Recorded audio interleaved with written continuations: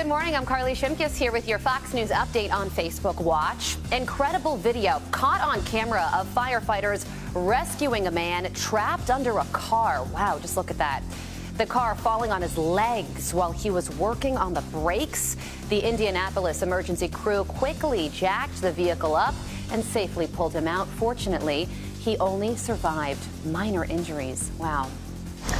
The State Department putting a $1 million bounty on Osama bin Laden's son. Hamza bin Laden is considered to be the emerging leader of al-Qaeda and has threatened attacks against the U.S. and our allies. He's reportedly seeking revenge for the death of his father nearly a decade after the 9/11 mastermind was killed by U.S. Navy SEALs in Pakistan. The United Nations now ordering members to freeze all of bin Laden's assets as the U.S. hunts the terror leader down. Last year, a UN panel found that al-Qaeda is getting stronger than ISIS in places like Somalia, Yemen, and South Asia. President Trump waking up at the White House today after inking no deal with North Korea, but he's now receiving bipartisan praise for walking away from Kim Jong-un's demands. Really, it's good that the president did not give him anything for the little that he was proposing.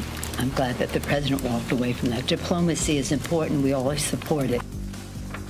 North Korea is offering a different take on the summit. President Trump has said North Korea's demands on sanctions relief held up a deal, but the rogue regime's foreign minister says the country did not ask for the removal of all sanctions, but rather 5 out of the total 11.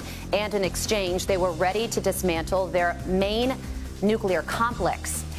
Asia analyst Gordon Chang telling Fox and Friends First that this is a textbook North Korea tactic to contradict anything that the United States says. As we see, the North Koreans, as in the past, cannot be enticed into good behavior. They should not have been operating Yongbin in the first place. And oh, by the way, Heather, you know, they've agreed about 5 times in the past to dismantle this particular location.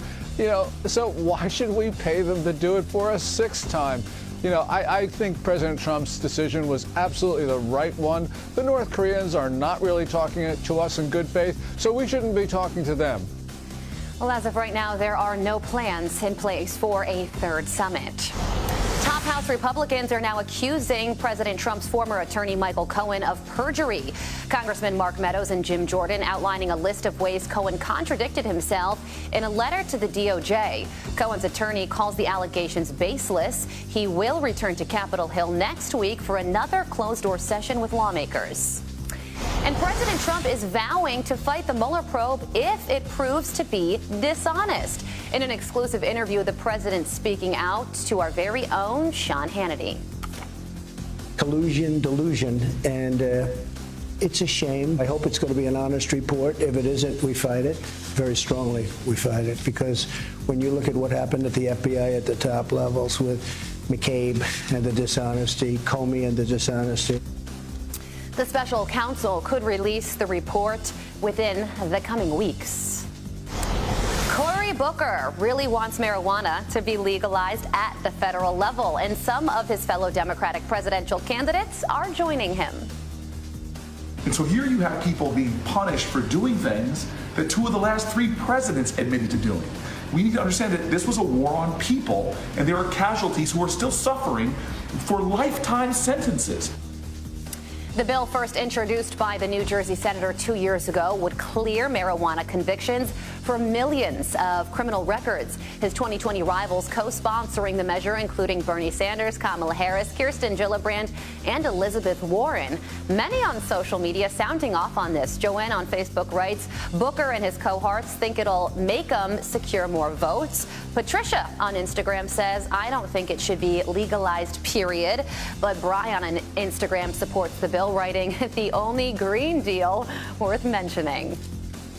Congresswoman Alexandria Ocasio-Cortez, speaking of the Green Deal, accused of paying thousands in campaign money to her boyfriend. A Republican group filing a complaint against the Democratic Socialist within the Federal Elections Commission. Now, it claims Riley Roberts, who's her boyfriend, received 2 $3,000 payments for a political action committee for marketing consultant services. Ocasio-Cortez allegedly did not claimed the money as a campaign expense. And country superstar Carrie Underwood singing a hilarious high-pitched rendition of Happy Birthday to her son. Happy birthday to you. Happy birthday to you. Happy birthday, dear Isaiah. Happy birthday. She even sounds good there. Isaiah erupting in giggles after mom sucks on a helium balloon. He turns 4 years old. And those are your top headlines. Happy Friday morning. I'm Carly Shimkus with your Fox News update on Facebook Watch.